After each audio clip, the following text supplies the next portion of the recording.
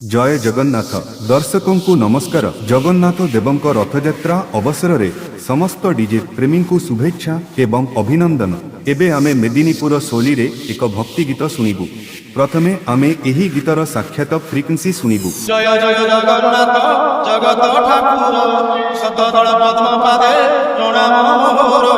जय जय जगन्नाथ जगत ठाकुर शतदल पद्म पादे प्रणाम मोर। बंधुगण एथर आमे एही गीतर संगीत फ्रिक्वेंसी एवं उच्च फ्रिक्वेंसी एकाठी सुनिबा।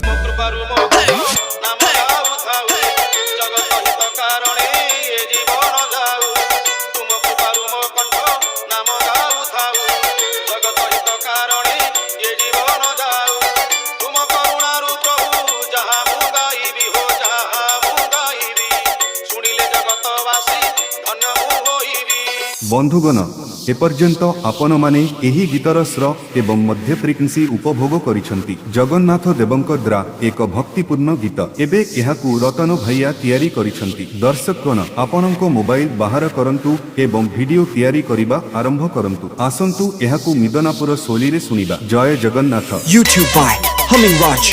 कूलन जरा से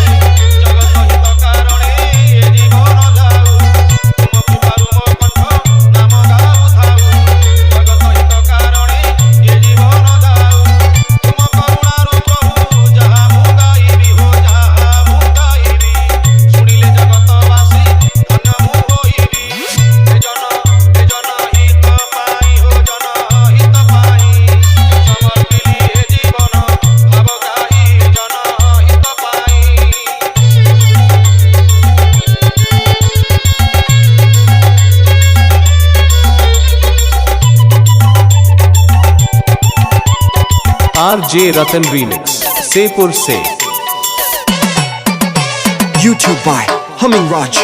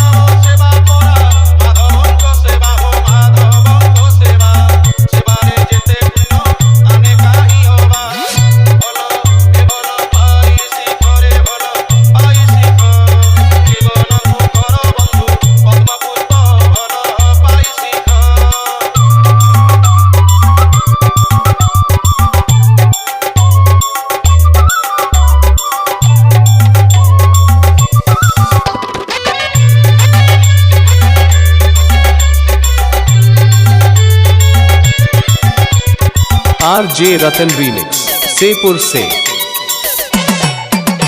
YouTube by Humming Raj।